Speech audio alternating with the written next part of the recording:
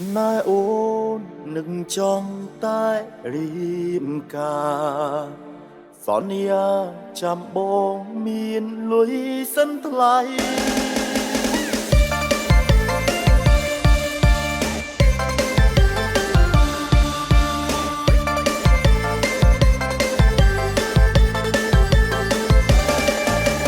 មានប្រាក់រៀបការមិនកើតទេពឹងម៉ែពឹងឪគាត់មានតែស្រែនឹកស្រមៃចង់ខ្លាយជាអ្នកមានដែរនឹងប្រាប់ឲ្យម៉ែចូលស្ដីជីវ៉ាធ្វើស្រែកាន់ស្រូវព្រឹងឡើងខ្នោនមានភ័ព្វឬឆ្នោតមិនបាច់ងាយចាដូររទេញយកបានរូបខ្ទមសងវិឡា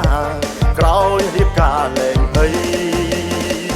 មានច្រើនក្របីជុំសេះគោមន្ទី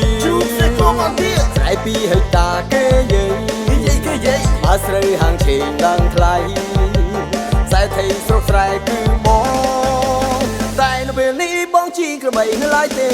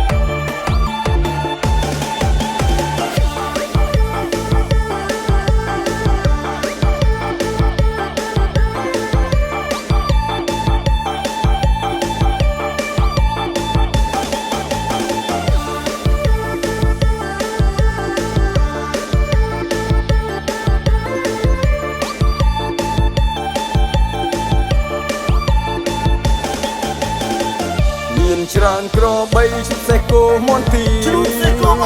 ស្រែពីហិតាគេយាយបើស្រូវហាងឆេងឡើងថ្លៃខ្សែថៃស្រុកស្រែគឺបងតែនៅពេលនេះបងជីក្របីនៅឡើយទេបើខ្ញុំគ្មានប្រាក់ណែរៀបការដេញកើតទេពឹងម៉ែពឹងឪគាត់មានតែស្រែនឹកស្រមៃចង់ខ្លាយជាអ្នកមានដែរនឹងប្រាប់ឲ្យម៉ែចូលស្ដីជីវ៉ាធ្វើស្រែកាន់ស្រូវព្រឹកឡើងខ្នោន